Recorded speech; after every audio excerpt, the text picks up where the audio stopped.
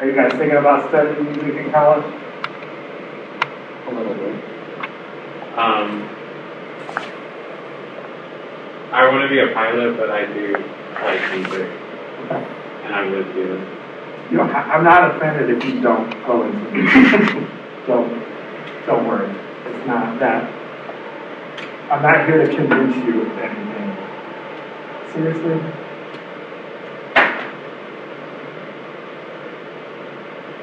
Don't worry so far.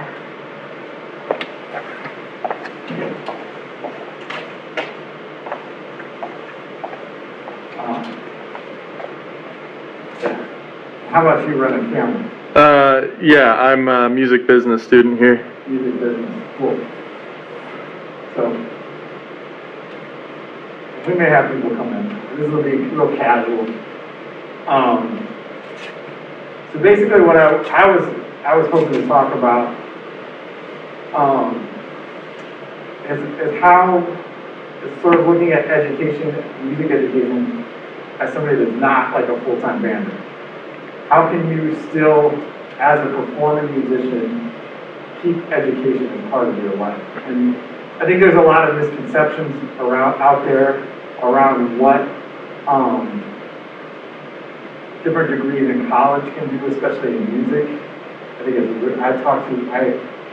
I'll talk about a little bit about my background, but I talk to a lot of high school kids who are just like, well, I'm going to music ed because I want to teach college. They don't know that that's not really a prerequisite to them. They're signing up for a long 5-year degree that doesn't necessarily get them to where they need to be. And then just talking about other ways that you can still use education as a way to supplement income, keep you active, and do a lot of things without being a full-time bander. So, yeah, what I just wanted to talk about ways to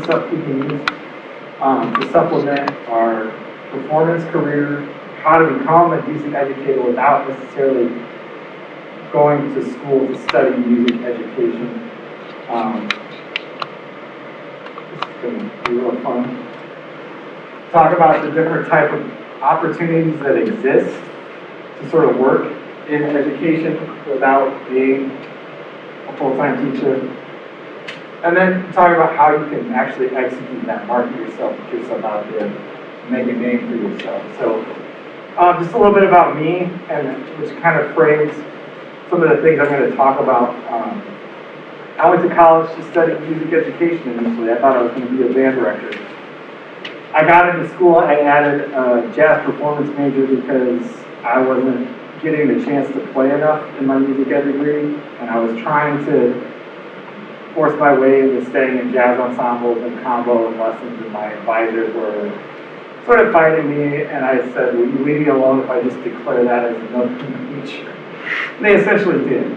So I signed up for way too many years of college to get 2 degrees in music ed, still thinking I might be a band director, likely. I got towards the end of my college career. I did my student teaching, which is where you go out, I don't know if you guys ever have student teachers in your program, but go out and spend time in schools is still as part of my music ed degree.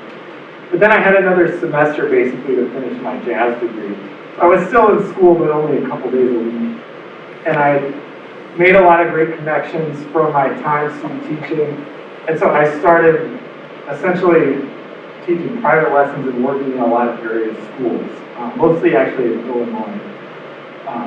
But I sort of, by the time I finished my degree then that semester, I was like, well, I was gigging some, performing, I was, teaching private lessons, I was doing a bunch of different things. I was like, I don't know that I need a full-time job. I was in no hurry then to go get a full-time band director job because I was making money. I had a nice schedule. I really enjoyed what I was doing, and I had a lot of flexibility in my life. And I was able to keep a pretty major focus on the performance side of my career.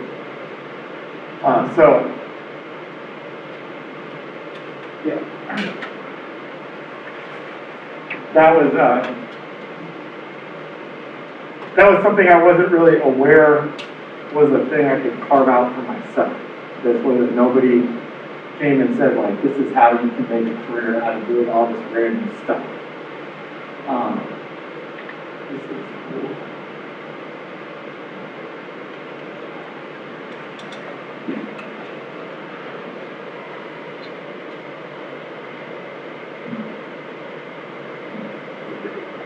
Sorry, I put this together. I would love to do it.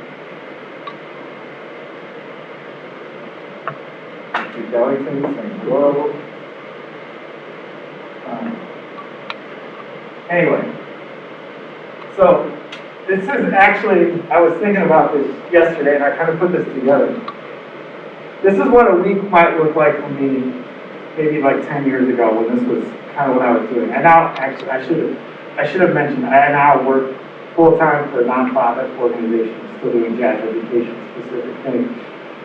So I don't live this kind of life anymore.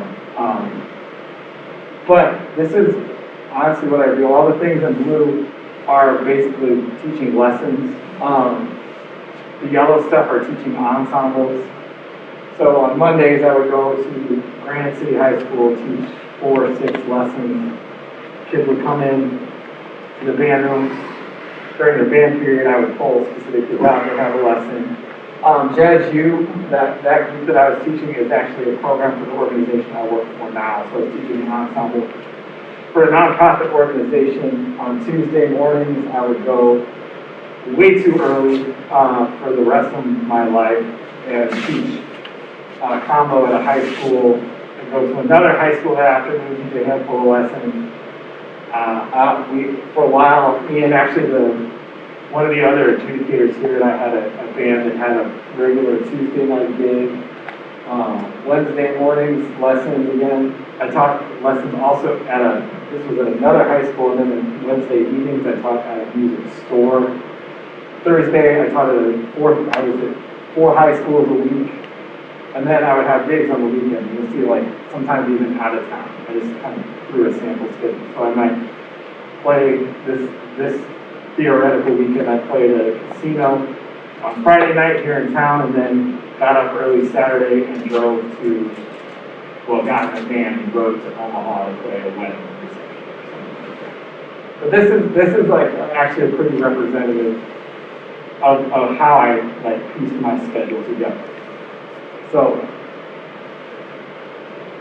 first question is why is this like a good situation? Why would this be valuable? The money for this private or for this sort of freelance teaching is pretty good. Private lessons, if you're in demand at all, you can charge quite a bit per hour. The freelance work doing clinics and things like that, even stuff like I'm doing today is decent money. Especially when you look at it as an hourly rate. It does, I had a lot of students that might come to gigs, do things that I was involved in. If I was doing a camp, maybe I could recruit some students from this. If I was teaching for a program here and I was teaching students over here, they would audition for that. Cultivates kind of an audience following that was really nice. Keeps me working in music. I mean, I could have at the same time been a barista at Starbucks, but, I would rather be playing music all day, even if, and working in that. And honestly, for me, going into a high school teaching private lessons for a few hours, I might have 45 minutes to an hour off in the middle, or, there's a lunch period that I'm just hanging out for 2 more lessons after lunch. I'm sitting in a practice room. I'm still playing. I was able to build, and we'll talk about use of time later, but like, it kept me, the horn on my face, it kept me, gave me time, built-in time to practice, time to work on things. And the last thing, I will say this, if you don't enjoy teaching, don't teach. I say this too at a college level, like I said, in my job now, I work with a lot of high school students that are very serious about music. A lot of them go on to major programs, and I have a lot of students that are like, well, I think I just need to get a music education. I don't know how I can perform. I don't know how I can make money at that. One, I'm going to talk about how you can make extra money as a performing musician. But two, if you just need a day job, there are a lot of things to do that don't require a 5-year really intensive degree like music ed to do, I think. And saying that as a person who went through that. I enjoyed studying music education in college, but I really like teaching. And I still really enjoy teaching, even though I don't do it all day, every day. Doing things like this are the highlight of my week. So even if you're teaching on a freelance level, you want to do things like this that you enjoy. Other things to think about why it's important. Both Dr. Horman and I had a professor in college who used to talk about, like looking at a music ed degree. In my music ed degree, there was no required jazz whatsoever. I don't know what your degree was like. Yeah, most of them have none. Maybe an ensemble required. There may be a jazz education course you can take that's not even, that may be more of an elective. But at the most, music educators, full-time music educators are getting little to no actual jazz instruction. So our professor really implored on us that like we, as a jazz performance major, as a performance major, we're the ones out there. You need to be out there teaching as well, because we're really engrossed in this music, we're really studying it. Whereas a music ed major, it's a hard degree. It's a long degree. You got to do a lot of different things.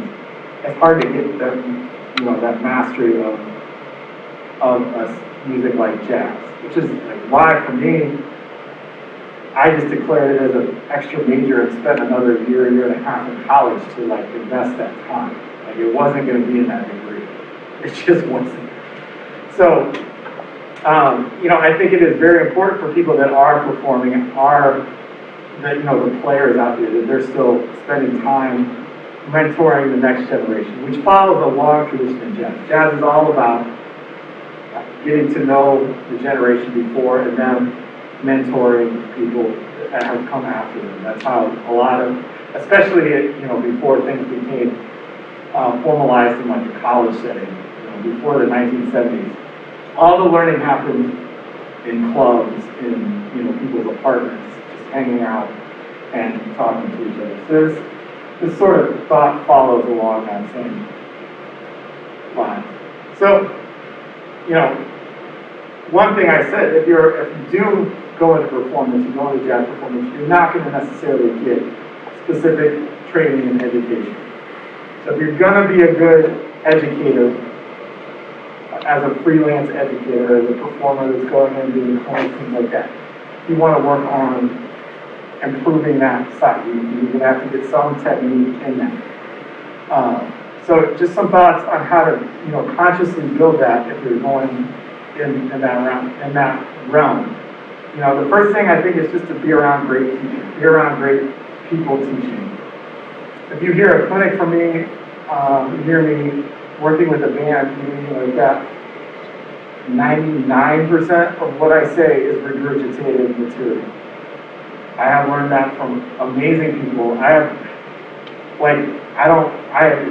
have just a great fortune to have been around some amazing educators and amazing musicians and got to watch them teach. My job now, I bring in some of the greatest musicians in the world and I take them to schools, I bring schools to us, and I get to just sit there some days and watch, John Clayton, Joshua Redmond, like amazing musicians teach. So I pay attention to that. I take notes myself. Again, the things you hear me say, just like when you hear me play the saxophone, it's licks I stole from somebody else at some point. The things, concepts I'm teaching you, the way I'm teaching it, the way I'm phrasing it, is coming from other people mostly, because they've already said it in an amazing way.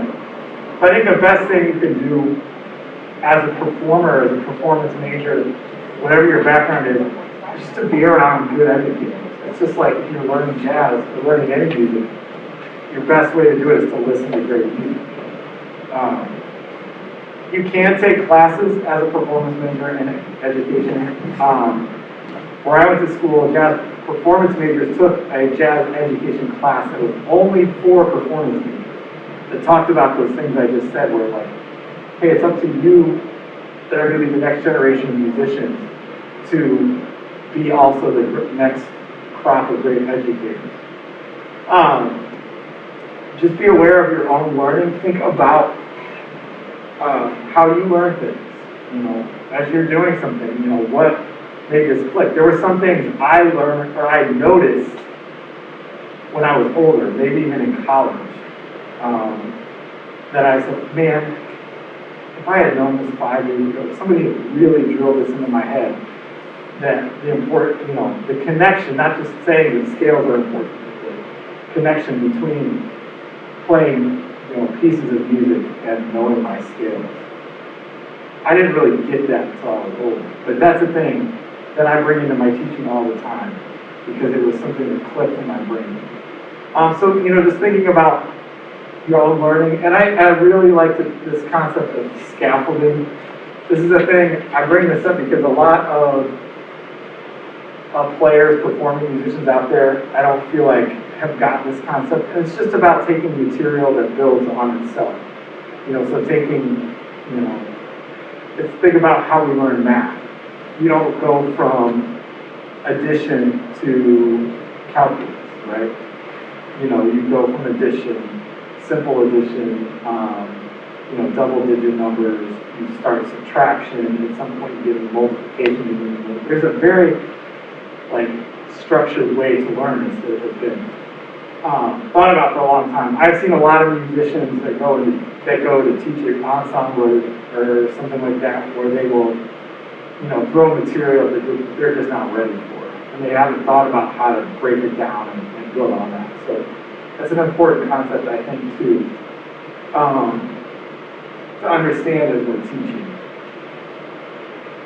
So just some opportunities that exist without being a full-time educator who holds a music education degree. Most college teaching jobs, unless you're specifically teaching music education majors, most of those people that hold these jobs, Dr. Horman here in the jazz department at Lindenwood, they're not ed majors. They're not music ed majors. A lot of these people are performance majors. And the first thing talking about is teaching adjunct at college, which means just like part-time. You're not doing, you know, and a lot of people I know, again, one of the other clinicians, Cody Henry, that's here today, a good friend of mine, he teaches at a number of universities, has taught at a number of universities, adjunct, where he's mostly just doing lessons, maybe a class here or there. And you can work, and I know so many musicians in town that teach here, that teach at the University of Missouri, St. Louis, that teach a class at Webster, or teach lessons at all three of these places. You know, like there's a lot of chance to do that.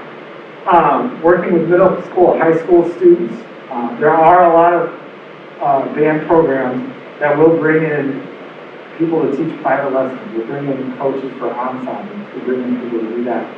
And that can be pretty steady work. Like I showed you on that sample schedule of what my life used to be like. I would go to 4 different schools every week during the school year and teach. I had, at some points in time, I had up to 30 private students, which was a great source of income and was really enjoyable. Also, you can have a private studio. This can be, you know, a lot of these things I'm talking about, I'm holding a private studio at, like, it just means a group of people you're teaching lessons to. You know, it could be at a middle school or a high school. It could be teaching adjunct at a college. But you can also do it on your own. I know people that run full studios, you know, where in the evenings they have students come over, you know, 4 nights a week, and they, again, have 20, 30 private students out of their home. You can also teach out of a music store. Things like that. I showed you, I used to teach 1 night a week at a music store as well. So I really varying your opportunities. You could work for a nonprofit organization like I work for full-time now. And my introduction to this organization was just as a contracted teacher, where I would come in and teach an ensemble for a program. And then I got hired to do one of my first other jobs for them was running, basically administering camp, like very similar to this one today. So there was a lot of work that came to me through that. And again, it's a very steady place. I knew they were going to pay me on time, things like that. They were really great. And then, the more you get around and the more you start networking and knowing people, you can also get hired to teach at camps. I think they might do like a jazz camp here. I almost love a jazz camp. I used to teach at a jazz camp up in Wisconsin. I did 3 or 4 years in a row. To go up to Wisconsin for a couple weeks in the summer, get some work in, make some money, but also that was kind of a nice vacation too. It was August in St. Louis, and I would drive 8 hours north, which was wonderful. So these are just kind of a lot of different opportunities ways that you can diversify yourself just in teaching as a performing musician. Now, the big question is how to get these opportunities. And I think a lot of this stuff, it's very similar to how we sell ourselves, how we get work as a musician itself. It's all about networking. It's about putting yourself out there. It's about getting in front of people, keeping in front of people so that they remember that you're there. And it is a constant hustle.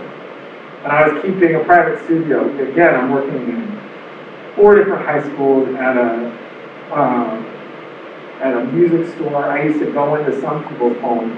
That wasn't on there. There were days for a while where one afternoon or 2 afternoons a week I would go to a geographic area of St. Louis and hit 3 or 4 homes in a row and teach lessons.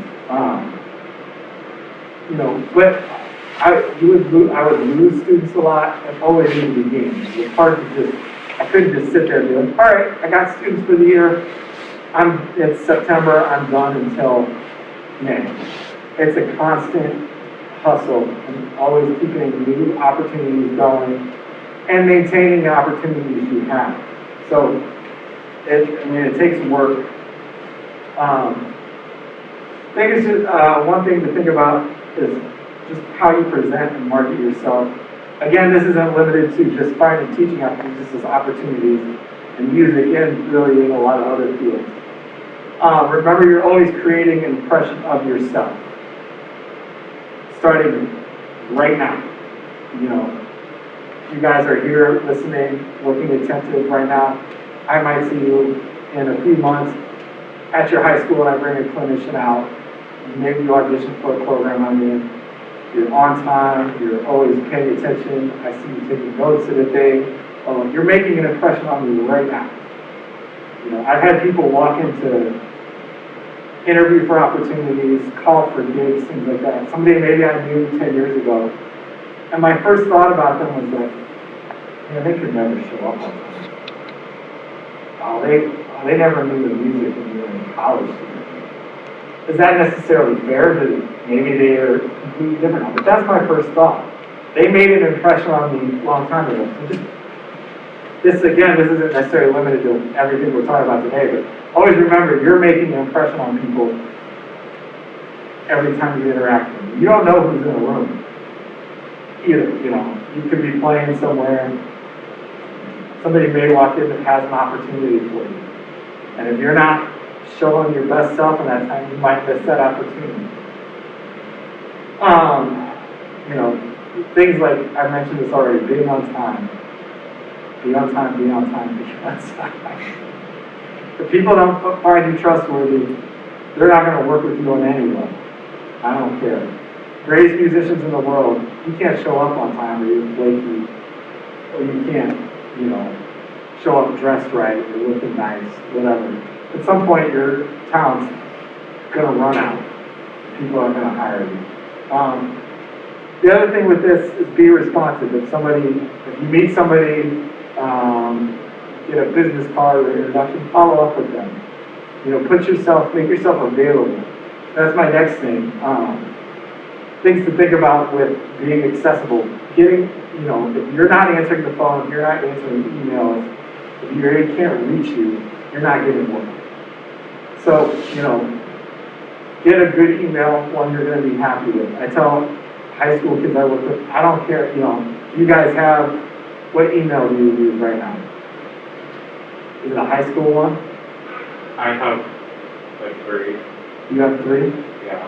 I have 2. You have 2, but you have like a personal one that you'll keep? Does it have a silly name? No. Good. I also say, I have a friend who's nearly 40, his main, like, personal email has the word Jedi in it. Because he's a big Star Wars fan. Which is fine, but, like, I can put some people off. At some point you may have had some goofy screen name email or something like that. Get a good email, and just keep up with it. If you're already juggling 3 emails and you're keeping up with that now, you're in good shape. That's never going to stop. If you're doing, if you're somebody like Cody that's here today, teaches at multiple universities, you have an email at each of those universities. You have a private email that you use for your own gigs. Maybe you have, a professional, your gig email. Maybe you have a private, you're getting 4 or 5 email addresses that you have to manage. That doesn't stop, So keeping up with that thing, having a business card. I remember the first time when I was like 18, 19, I was somewhere applying. Somebody's like, "Oh, do you have a card? I'd love to hire you again." Here's my number on a napkin. I felt so stupid. It's so easy to get something made now. And I mean, the same business cards I had made when I was 20, I still have to. I have ones for my actual job now, but I still have like those same ones. They're pretty generic, and I can, they look fine still, and I can give them out. Things like a website that people can access. If you're teaching a lot, having materials available there is great.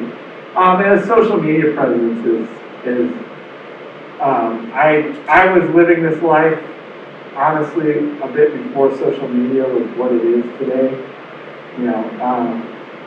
But I know a lot of people that do a really great job of just, videos of what they're practicing, videos of technique things, videos of whatever it is, that just keep, even their students engaged. Like, oh, that's really cool. It makes them want to come back. Keeps them in front of people. So there's just ways to keep yourself accessible and for people to find you, be able to contact you, keep in touch with you. Building relationships, again, not just related to this conversation, but especially as a life as a musician, period. Building relationships, meeting new people, getting them to, I said, you always create an impression of yourself. If a teacher wants to hire you to come in and teach lessons at their school, and you're going to be hanging around, and they don't enjoy talking to you, they're less likely to hire you. Same thing. I said, I put on that mock schedule from, a decade ago that I was going to Omaha to play a gig. We leave at 10, 8, 9, 10 in the morning, get back 7, 8 the next morning. We play a 3-hour set out of that 24 hours. Most of that gig is just being tolerant as a person. Great, you can play the gig, but I don't want to spend 8 hours riding in a van with you each way. Like that makes a big difference. So building relationships, and it's not that you have to be best friends with everybody, but like people, if they want to be around you, if they enjoy talking to you, if you're nice, if you're, again, responsive, it's easier to get the things you might want. So to build new relationships, use relationships you have. I'm teaching this camp, I'm sure in part because I went to college with Dr. Horman 20 years ago, or when I started. She was a couple years ago. But like that's a relationship. I don't want to say using it in a negative way, but it's still being useful to me now. Find where people are. If you're new to an area, you're trying to get your feet in, you're like, I'm starting to perform a little bit, I want to get some, teaching work on the side. If you're out there, if you're a performing musician, you go to jam sessions, you go to other people's gigs, you meet them. The same thing can apply to this sort of thing. Somebody that's involved in a festival like this, go hang out, meet band directors, go to the state music conference, go to district band rehearsals and concerts and meet people that are there. Have the people you know introduce you to the other people that are there. But put yourself in that situation where you can meet people. I sort of fell into some of this work because I was student teaching. And I was going to festivals and competitions and things with the high school band, and I met a bunch of other band directors, and they got to know me a little bit and said, come teach at my school. But it's because I was out there in that place. And don't be afraid to reach out. I know some musicians, you know, in the job that I do now, I get people that call me 2 or 3 times a year. Maybe there's a great saxophone player in Kansas City named Adam Larson. He's amazing at this. He reaches out all the time. Hey, I'm coming through St. Louis. I'm driving through St. Louis. Do you have work for me? Most of the time I say no. But every year or so, he comes and does a clinic for me. Great. You know, like, and he keeps that relationship up. He puts a lot of work into that. And he goes anywhere. He contacts everybody he knows there and finds work. Teaching on top of, you know, if he's going into a town to play a gig. So don't be afraid to reach out. It's okay to cold call people. They may not respond. It's okay. You kind of have to keep putting yourself out there. It's hard. It's not, I mean, it is just hard. The next thing I want to talk about is just staying organized. I mean, if you see this, especially this kind of life, you're diversifying where you're working. Your income, your employment is coming from all kinds of different places. You know, I'm going to 6 or 7, 8 different places where I'm getting work every week. That takes a lot of balancing, and they're all geographically like not near each other. You know, hopefully at that time it was centered to where I live. You know, but to go from this school directly to this school might be an hour. So you have to be, you know, you have to keep a calendar. You have to know, you know, be really on top of your schedule. Because again, you don't show up to something, that's a big deal. That can ruin an opportunity. Don't overbook yourself. It's a hard lesson to learn. When you go, oh, I can do this many lessons and then get this place in 20 minutes. Google Maps says it takes 19 minutes to get there. I can do this. But that one thing goes over, there's a marathon, you know, interstate, something you're late. So try not to always leave yourself enough time. It seems like a really small thing, but when you're piecing together things like this, it's really like complicated. Have all of your materials, your technology, whatever you're using together and organized. You know, you want to present yourself as a good teacher, using all the tools you can is great. So, you know, I used to carry a bag, a backpack, and at the time, again, this is pre-iPad, but before I had this I had like 3 or 4 methods books, things that I always taught out of. I had my laptop that had play-alongs and tracks to play with that had, you know, I had metronomes, either digitally or, you know, or an actual metronome. I had all of these things in a bag that went with me everywhere. So if I was working with someone and said, oh, this would be a great thing for us to work on, I'd pull it out, print it off my computer, have the band director make a copy, whatever it is. Had all the materials that I needed to do my job, and it's easier now. Now everything think about all the junk I used to carry around, books and stuff like that, but now it's just on an iPad, whatever, I just flip through. But having that organized so you can access it when you need it, things like that. Because you want to be good, you want to be slick, you want to have stuff that people are going to be excited. And then staying organized, I talked about this a little earlier, make the most of your time. You know, I spent a lot of time in the car doing this kind of work, and it felt, you know, I was busy. I was always here, going here or there. But if I had that half hour, if I had that hour when I was out of school, what am I doing with that time? Sometimes I would just go hang out with the band director. That's not necessarily a waste of time, but a lot of times, because I'm maintaining that relationship, you know, if I have a great relationship with that person, keeping that up is good. Will keep me working there longer. But a lot of times I would just stay in that room and practice. I got this gig coming up, I got to work on this thing. I'm going to spend time doing that. So, you know, I did have a lot of great practice time. Or, you know, maybe it's like, man, I got some emails I gotta get to. I'm gonna lock the door on this practice room until my next week, and I'm gonna just knock out all this work. So there's, I mean, it does take, I've seen a lot of people do a living, and this kind of like they can't do it just because they can't stay on top, get everything done they need, because there's no, all the structure in your life comes from you. You know, it's all created and maintained by yourself. So it's, if you're not up to that, if you're not able to do that, it's very difficult. So that's really all I had about that. I wanted to open up if anybody has questions.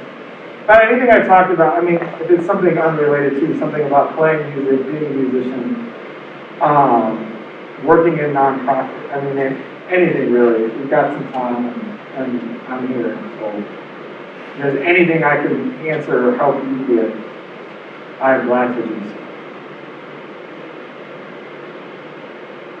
So when you did your own private lessons, did you try to keep them, like did you purposely go somewhere to teach a lesson? Or did you do it out of your own house? How did you mostly try to do your own lessons? Mostly I went places. Yeah, I was mostly in, when I had the most, like the largest studio, I was mostly in schools.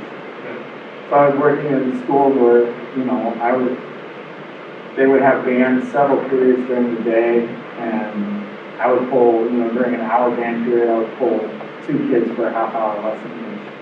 And then the next period would come in and I do the same thing. Did the schools pay you, like, the programs, or is it the students? The students paid me. Actually, that's another thing I didn't talk about a lot, that's managing that, and because in that situation, it was really, I guess there was I think one of the schools, they paid me directly. And I think they, like, managed it for me.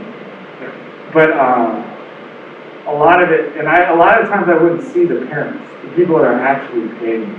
I was there during the school day, I would see their child, I would teach a lesson, and then, like, hopefully they sent a check or some cash to the kid. And a few times I had to, like, chase people there. Again, people that I may have not ever met.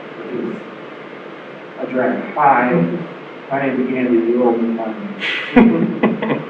I think there was even ones where they, like, I didn't know this was happening. That's probably more the band director's fault than anything else. That rarely happens. Yeah, that was easy for me, because they would, I mean, the students are there, they have their instruments, like, some of the things that would happen in other situations, just like, you know, were eliminated. They're there. Right, yeah. They don't have another conflict because, you know, of a basketball game or something. Right. Yes, When it comes to like making a private lesson plan, would you have like this template that like you would fill out like with notes during a lesson? Because I know for lessons here, there's like specific templates that the teacher will like fill out every week and be like, okay, this is like the stuff we worked on, this is what I would like you to work on for next week. So did you like have something that you made up that you could keep these separate lessons all organized? I did somewhat, not quite like that. Usually I made the students keep a notebook, and sometimes I would even write, all right, this is what you're working on. It was more for them, and, you know, but then I guess it sort of served that same purpose where, you know, they would come in the next week and I'd say, all right, this is what we said last week we were working on. But that way they, you know, had it too. And I'm sure, you know, when I teach, like the ensemble I teach at work right now, like I usually do in the classroom and put my notes on there. You know, again, it's for me and the students in there. So, I mean, I sound old, but there's so many more ways to do those sorts of things now. Mm-hmm. That, you know, I would not be writing on, well, I would probably still make the students write. I'm a big, I mean, there's like science behind putting a pen to paper. Yeah. Even like, I had read that even a stylus to a screen does not create the same neural pathways that physical pen or pencil to paper does. I think there's still something about it that like it physically does not maintain your memory as well. I'm sure. Again, I don't teach a lot of private just because it's time. I mean, I would like to, but there's no way with my job now. But yeah, I would still have them like that, and I might take notes myself. But if I took notes, I would probably do it in some sort of digital format.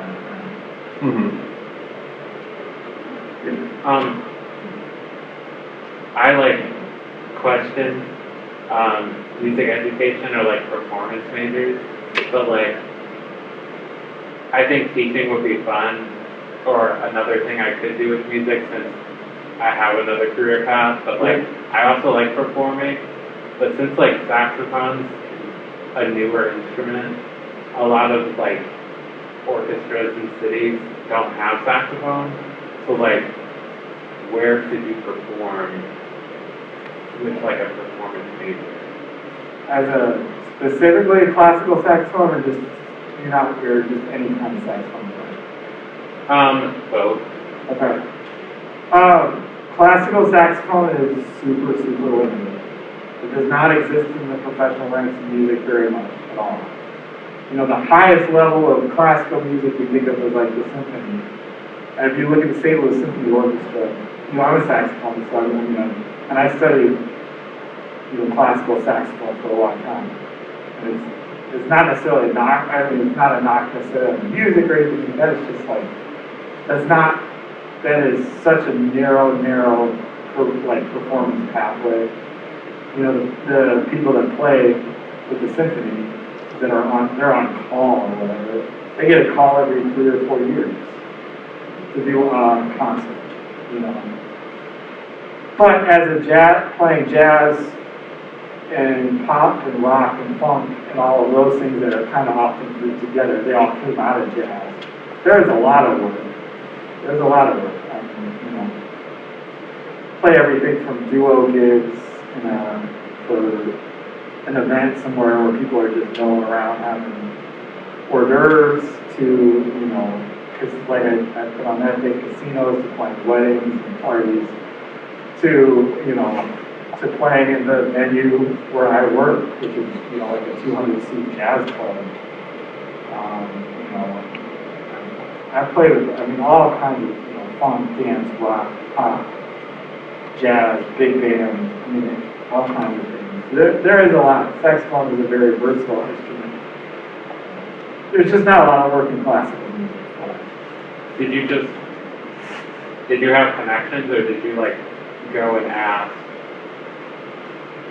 like for like weddings or like restaurants and things like that? I mean, most of that stuff. Most people in performing music today, especially if they went to college for it, college is where you start all your connections. My first gigs were because my private teacher at my professor in college couldn't make something, and he would, send one of his students instead. That happened a lot. Or I would get a gig alongside one of my other professors. I remember, I went to school in Edwardsville, Illinois, and the first couple of gigs I did in St. Louis, I would drive to a professor's house and ride with them to the gig, which was, great mentorship experience because, I'm there with somebody looking out for me that, knows me and has worked with me. A lot of the gigs a lot of stuff I've done still comes back to connections I made then. The wedding bands, I worked for a guy, I went to college with who owned like 3 different wedding bands for a long time. And I would work 50 dates a year probably for him. And, that was something I met freshman year in college. We played in big band together. Again, from a freshman in college, he liked me, knew I was reliable. All of those things we talked about. It was like, when he needed somebody later, oh yeah, I run into, oh hey, why don't you come do some gigs for me? But then it kind of blossoms from there. You do a gig with somebody you haven't met before because you knew somebody on the gig, you meet some new people, you know, one of them down the line thinks you for something else. Yeah.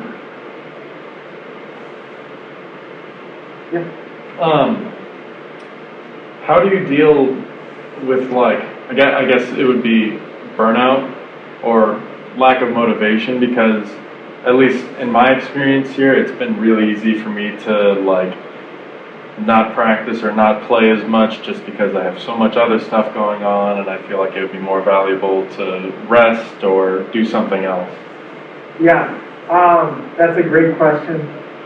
You know, I think for those of you who are in high school, if you get into college or beyond, and you may use your career, what you're studying, I think it does become really easy. You've taken this thing that's your passion, your love, and you've made it your like job, right? And a lot of the things you're going to end up doing that aren't the thing, you know, no one dreams of like necessarily playing My Girl at a wedding reception as like the pinnacle of playing music. But like I've probably done that 100 times more than I've done like a fulfilling jazz gig that I really love playing. You know, not that playing My Girl with your friends at a wedding reception on a Saturday night for a few $100. Still better than making coffee, or, you know, like you're still playing music, a lot of times you're still with people you enjoy. But it's, you know, you can easily get burnt out on that. And college is especially too, because you're asked to do things musically very specific. You know, you gotta practice for this concert, and this ensemble, and do this for this.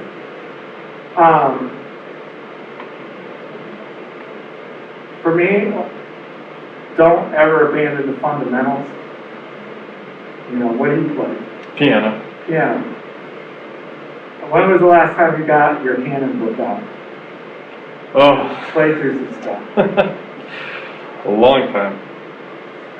I bet you'd be surprised how much you like that. And it's like, I mean, I get so much joy now, in 5 weeks. I'm just sitting down and playing long tones again. That's one thing. And that helps everything you do. I mean, it's not like that's a waste of time or something outside of everything else. That's still just fundamental things. I think it's important to keep that kind of stuff on. Also, just add things you want to do. Make time for that. Music, you know, even in high school.